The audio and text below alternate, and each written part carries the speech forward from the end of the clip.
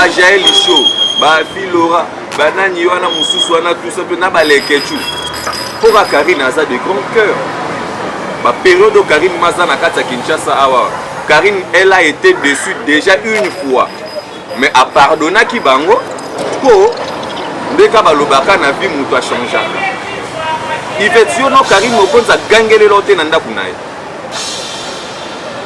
Mais nous sommes là. C'est là. Karine Mokonzi a gangele là déjà Yvette sa fukama a osenga Karine Mokonzi ba pardon. Pardon, mais pas pardon. Et puis on sala la batou nanda ya Karine pour na ko s'excuser na bilobele la alobaka na bandenge moko boya bandenge moko boya na kombo ya Karine Mokonzi. Soza na besoin batu ba kabele lombo. Tepe batu ba luka ba yeba yo. Mais sala ngo na ndenge no na kombo ya Karine Mokonzi te. Tango oloba keno te batu ba boma Karine Mokonzi aroboma moto pour gagner quoi. Et puis maman ba Karine Mokonzi akenda poto ya teke o na nzela ake akoti Maroc abimi yango beteno azwa avion na asala déplacement na ye c'est-à-dire a changer vie. Ndé naza vraiment don azongeleli Karine Mokonzi vraiment mobimba. Donc veut dire que na obima lisute. Donc nazongi vraiment donc na place nanga na bi. Et ngari na biri na condamner Karine Mokonzi ne loro moko te. Karine Mokonzi na ndenga ba fille tout na internet aleki bango tout et puis azali la seule fille où Adam Sarafi na ye na impudicité. Oh Karine Mokonzi aboma bandeko na ye o aboma ki intel mais c'est lourd dans les oreilles.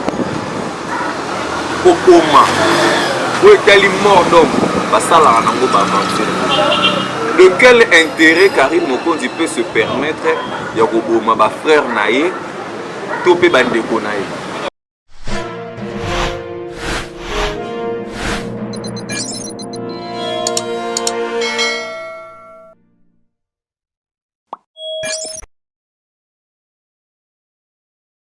Vous nous suivez de partout sur votre chaîne 3W Trace RDC News. Bonjour, bonsoir, fidèles internautes, ça dépend de l'heure à laquelle vous nous captez en ce net moment. Bienvenue encore à ce nouveau numéro de votre tranche magazine Star en face. Je reçois pour vous aujourd'hui René Abiri, les marquants fatigués de la presse. Donc, mes quelques solanaïs par rapport à l'actualité où ils ont circulé sur l'internet, actualité où ça vraiment. Makamuna monde tikana pesa ngote na Nathalie Ramazani moteme ya président William Ikona maman na Maïla le jeune boss Apache Amou le fils du pays l'ambassadeur Ange Mambatour du monde poste à béton le patron de Fils Pakoua sans oublier Eva la Mwanza Babiso Mona Kele. René Abiri, bonjour. Voilà, bonjour Nayo Alexis Ngandou et puis bonjour aussi Nabatou Bota la Biso Monde entier, bonjour à Makasi, la Karine Mokonzi propre à la baronne.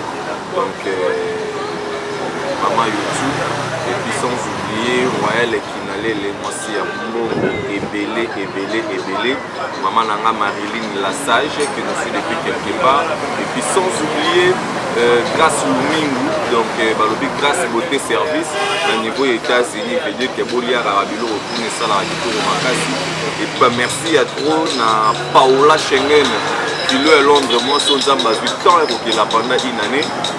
Maman nanga maman minimo jeka maman na Chris Kalanda depuis Bruxelles hôtel la biso et a dit l'ondolé les célèbres comme Dieu hôtel la biso je dis que René Biraza ba question yo bien mais pas et puis na pesimbo te na papa Sami Makiadi na niveau à Paris et puis sans oublier ba chinois la Chine toujours au bas de soutenir Karine Mokonzi donc Toza donc Toza voilà bien na bengo pendant le sur la plateau na parce que na moni ozongi musu mambu ya kolobi na mambu ya Karine Mokonzi et pourtant da période moko de feza la ki ou apesa ki moto au sens où ozongi na kotumba na moni sur le zongi ni Karine que la soni na sana ona Karine te bonde naza vraiment don azongeleli Karine Mokonzi vraiment mobimba donc veut dire que na obima lisute donc nazongi vraiment donc la place nanga na bi que note ba période où l'état qui balaki blessé balaki peut toucher là parce que l'ingratitude est condamnable pour la vie pour la reconnaissance adana bolamo muke muto asalela ozo comprendre mais sinon tant que tout les marane kapona roloba mabe ya mutu quoi que ce soit quelque part pour potala en arrière esika na uti ndenge nazalaki na lelo ndenge na komi ozo comprendre donc grâce à Karine Mokonzi ma vie a bato belé et bonga donc grâce à Karine Mokonzi bato ebele babonga donc baebele bazofinga Karine Mokonzi mais to comprendre ka keza jalousie yango moni Rena Biri naza obligé koleka mpona koéclaircir bafanatique bato to batalaka biso na ndenge ya YouTube bayeba vérité ya makambo ndenge eza koke. Voilà, mais la vérité à aujourd'hui, qu'est-ce qui se passe entre Yvette Kalongo et Karine Mokonzi? Parce que toujours la vérité, moi, ce qui m'intéresse, c'est la vérité. Quand je me Karine, souvent, ils allaient à Liwa. D'autant monte l'autre fois, Nani, le Konabiso, sous sortait pour ça pour m'envoyer Liwa à Charlie Mobutu. Aujourd'hui, la vérité, c'est la vérité, c'est Liwa, Karine Aliabana, tout ça. Il y a l'équipe nationale pour Zalarana déjà aux Zalara toujours que Karine Mokonzi.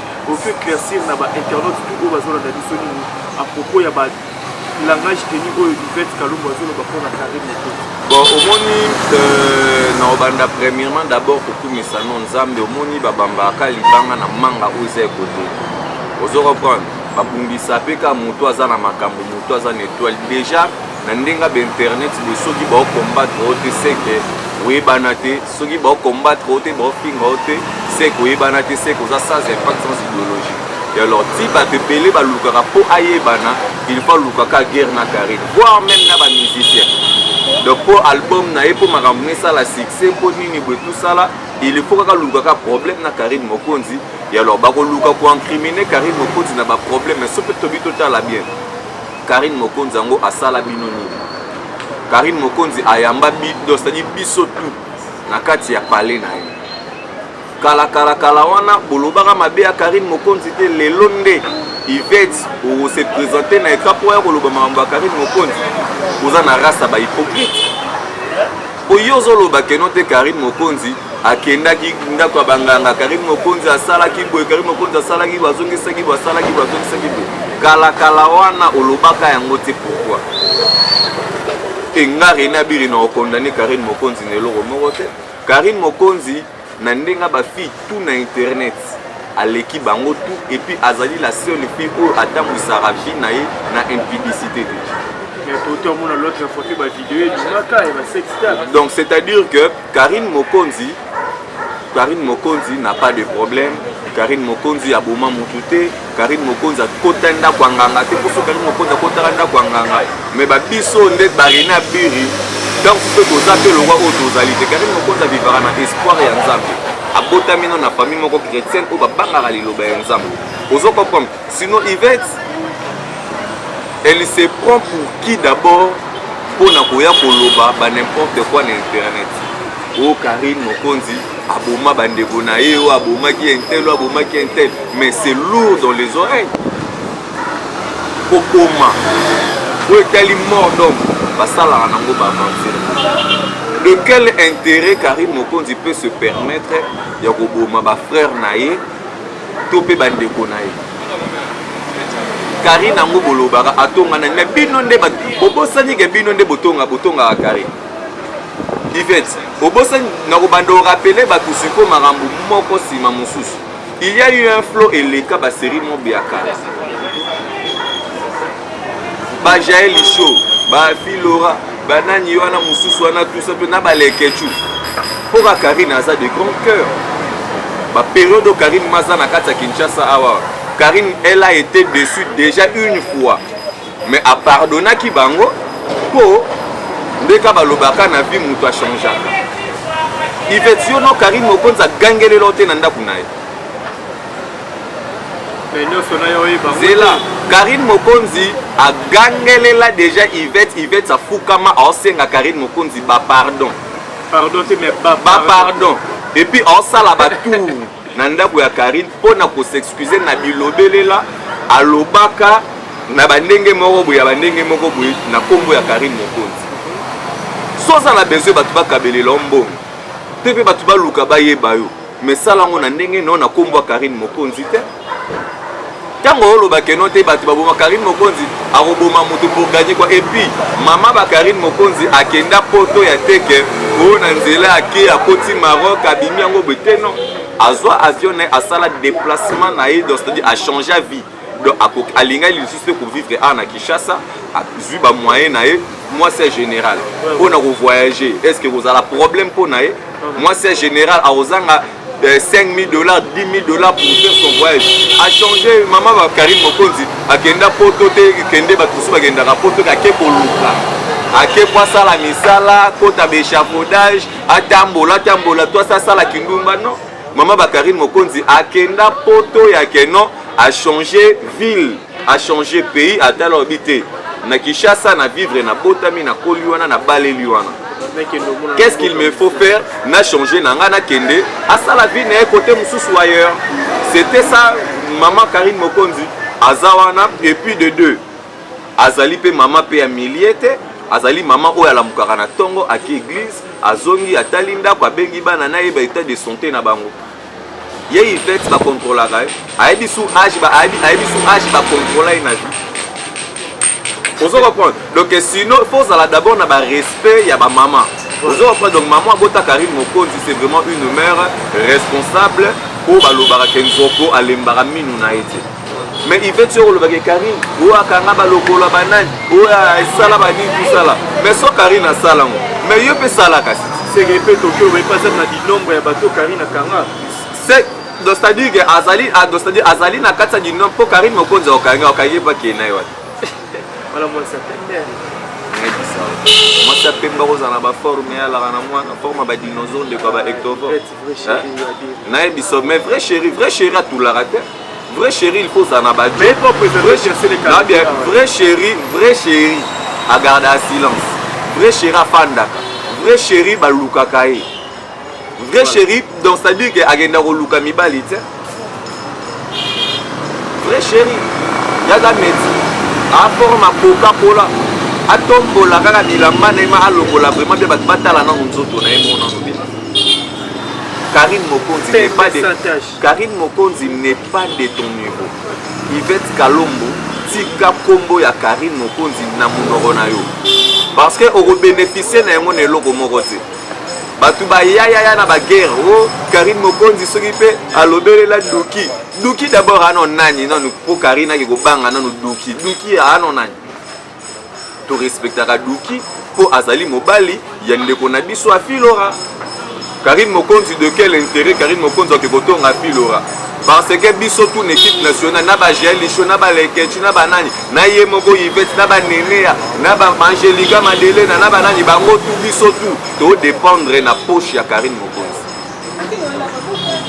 Biso tout to dépendre na poche ya Karine Mokonzi. De ce que Karine Mokonzi elle recevrait et biso to bénéficier de kabalobaka vers à Karine Mokonzi tondi mayo ezo sopa na siko na mabele ba mieti wana nde yangwana. Voilà, merci René Abiri pour professeur la personne qui parenthèse nous repasse bien. Les autres dérangés que certains pour notre global. C'est ça pour tout flore na affaire oya Yvette na Karine Mokonzi René Abiri. Qu'est-ce que tu peux dire aux gens? Différence ya Karine Mokonzi na ba chroniqueuse tout na ba oba na poto na ba oba na ki bana différence ya ekara mulai Karine na lokwa na États-Unis bango ba lokwa kuna na breaking. Donc c'est-à-dire que ni ataille donc comment on a un rapport problème. Donc c'est-à-dire que Karine azana tana bangote c'est la baronne, elle reste toujours la baronne. Veut dire que faut bolobeli la kai, il faut qu'abo critique la kai. Veut dire que ozolo bala na nous faciliter pour loba. Loba yo rolemba mais biso to rolemba de. Tozaka toujours wana na Karine Mokonzi 3 fois la baronne. Veut dire que tout ça. Voilà, merci, nous continuons toujours avec mon invité. Pardon, donc je veux dire que maman même donc Royal qui n'allait les moninga et FIFA, donc maman FIFA n'a pas suivi nos bambote donc ici Kabozai. Voilà, nous continuons avec René Abir, invité dans la Babaki le Zabina Noir, rien que la vérité. Aujourd'hui, là, nous parlons que rien que la vérité, comme dans Sato, Nancy, Mbaya, Moto, Menono, Montemona, en direct depuis 33, là, je vois Diva, Amboka, Mouvi, Patou, Wakala, sans oublier Kalo Boutique, Kalo Komasson, Kaloma, Dilamatika, Moupeto, la défaut. René Abiri, vous faire partir de l'école, il y a des Sankaraï. Université Sankaraï. Voilà. Sakara, c'est une conférence de presse, malheureusement, ça dit à quoi? Il y a 12, il y a 2 gros Sakara, ou quoi? Bon, patron, il y a porte-parole tout, il y a Congo Sankara de Kouta.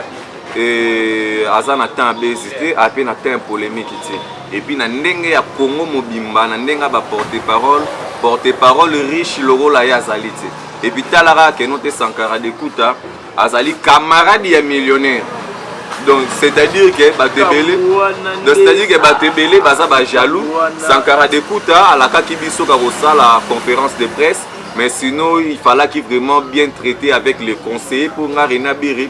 En même temps, élève na kati université Sankara et Kalamingité Sankara Dekuta a décoré René Abiri, donc il a fait sa charge donc na Congo par rapport toujours à game. Fallait qu'il assile ça, non, on a pas conseillé, mais ma solo vraiment si là qui vraiment bien fait. Et alors, journaliste, na chroniqueuse, ou yaki les jours wana na Rotana et Sankara Dekuta toile na biso na kati totali bonka na ba vitre to moneke ba journaliste presque tout o bayaki na conférence de presse Sankara Dekuta balaki salité balaki propreté il fallait ki bazonga banda bayaki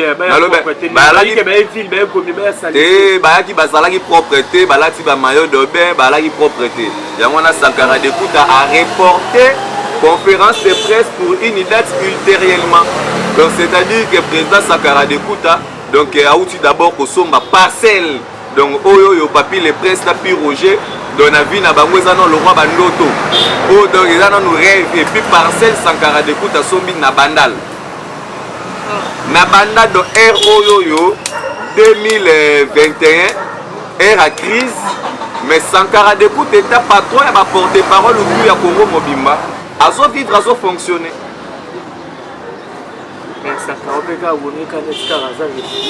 Non, Sankara Dekuta pour longa wenge musique à maison mère parce que ça doit traiter le roi Agida Siscarot c'est pas Pi Roger Sankara mais Pi Roger on a déjà boté la banque va pas complexer Sankara Dekuta ko banda awa wati nati par rapport à bazali ba complexer na lobi eko sala bino pasi pona nini bokomi nyoko ma pona nini oui rançon a pekisi mututa zala na ba camarade oui rançon a kangi mutute ko note so pendenge ni tout ça là non oui rançon a fongola déjà maboko na kata maison mais veut dire que lia kota tambola et si comme on espace kota mais ce qui ozo bonga te na vie et que moninga za ko avancer na ba projet na il y a problème ite puis Roger ozali vraiment mutema mabe. Comment yo mutu normal okende ko révoquer problème ya ke onote biso tozo beta ndou les koto yo yé porte-parole a keine nani est-ce que na tous les concerts ba musicien ba beta ba porte-parole bazali obligé à que foka bazala wana porte-parole oyo sala ni na concert bat boya po ba mona les big boss le roi de la forêt na concert bat boya po ba mona Fally Ipupa na concert bat boya po ba mona Héritier Watanabe na concert bat boya po ba mona ba maman Miliabel banan tout ça là mais boya te po ba mona ba porte-parole parce que au soulever le moment qu'on a que c'est pour tout le dit Sankara Fally au moment où était concert na Rotana si je ne me trompe pas c'est quoi qui wana ils avaient fait le même jour où ils rançonnent na concert Sankara la quitté mais comment les sous na ndenge mamongozo qui me laissait comme si Sankara a commis trop Fally marambu ya maison mère pardon si ça azo qui peut vraiment si c'était prévenir ba mona Sankara ma déclaration d'émission azo préféré Fally abou akaye que bayemba yata 5 mais na lobi et bon Sankara Dekuta vraiment possible et bon dynastie wana ba oloba dynastie wana elonya malonge za na kata dynastie c'est parce que baboyi na bako invité non na lobi eloko nya malonga vraiment za na kata dynastie ya malonge za na lobi c'est ba grand chanteur boye bana combien des albums o ye moko leader wana bimisa oyo eyokana te ebeta te voire même générique na bango po ba ote ko bimisa récemment awa tilelo nano et progressé te et beta raté et l'autre côté te banze mo beta raté comme on peut venir pas qui regarde nous et guerre ya pamba to que la paix dira de sortir normal les autres m'a fait donc s'il vous plaît mais c'est les journalistes et l'autre malonga pour mes ati donc vaut mieux dédicace et pas il fallait pour pas que dédiquer que akende kotanze muna esika o a dit que marambo kosimba te mutu na lobby tout nangani mais mutu aza modi mutu afinga papa mutu afinga we ranson mutu afinga papa na yo ozala ne bondenge Sankara d'écoute la hypocrite. Papi Roger, moi, ba $20. Et puis, des ans, déjà, tu as dit Moutou, Azana Sima, Papi Roger n'a pas pu les princes. Ah, non, il y a noir sur blanc. C'est là, ils ont noir sur blanc. Ils ont noir sur blanc. Tout solo la maramba pembe. Voilà. Oh, pendant le banon, c'est quoi vérité? Ils allaient na Moutou Moko, Azala Rapeka na Katika ya maison mère. Mais Azo bata mandé, c'est quoi na Sima, Papi Roger n'a pas pu les princes. Azo combattre Sankara d'écoute. Puis Roger na Papi les princes, baza juste envoyé.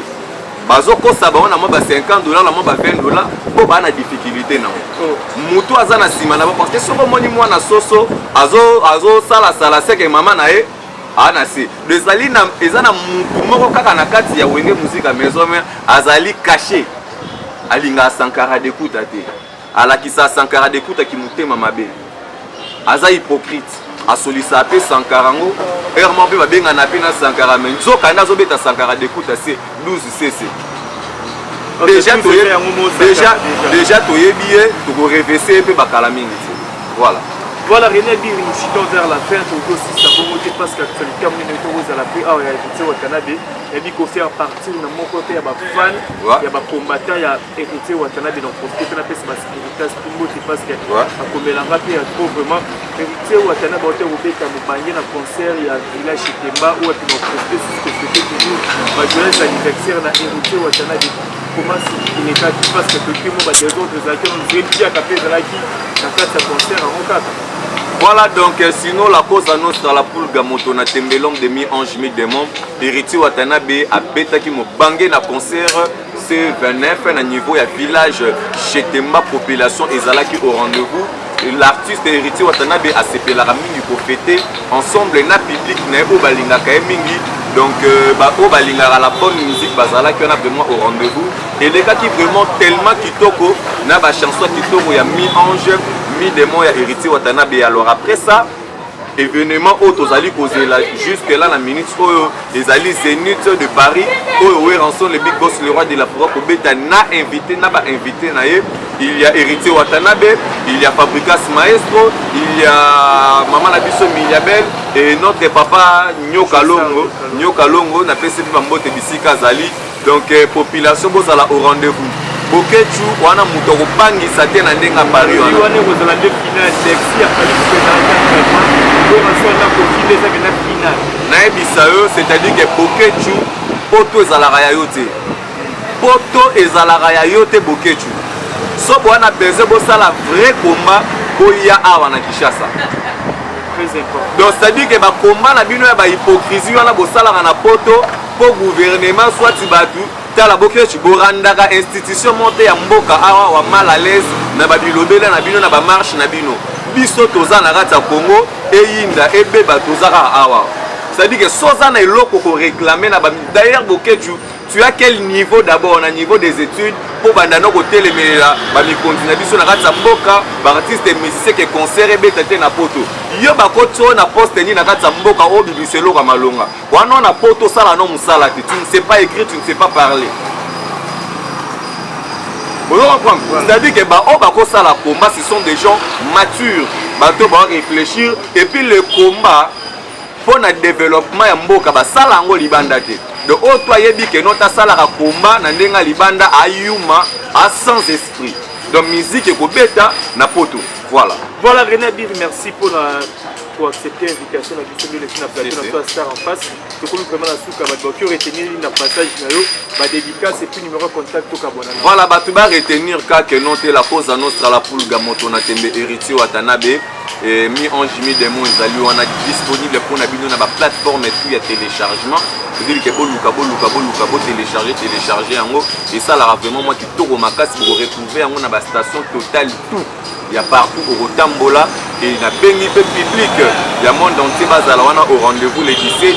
Il y a moi au niveau il y a Zénith de Paris parce que oui Ranson a préparé vraiment un spectacle à Makasi pour Nabino ensemble avec héritier Watanabe et Fabricas Maestro et pourquoi pas aussi les autres où bah pour accompagner bah Rosala Loka bah invité il y a les big boss oui Ranson. Là j'ai profité de l'occasion de dire un très grand merci à Yawili Mouché Nicole Yamboka Paola Schengen kilo à Londres moi son zamba vitant kokela pendant une année et puis na Somporo Mobali elle qui a Jésus ota la biso papa Sami Makiadi na katsa Paris ota la biso donc dada Muzinga na katsa Paris donc azota la biso et puis na Pierrot Tumbu Pierrot Tumbu na katsa Paris bambo théâtre Alex Ngandou merci beaucoup na pesi bambo na Apacha Moupe Tampey les jeunes boss je dis que bakalaté pour ça na makini voilà merci c'était un réel plaisir pour moi de recevoir encore Relais de la presse donc ma commentaire na bino on la force na biso merci na que vous allez qui franchir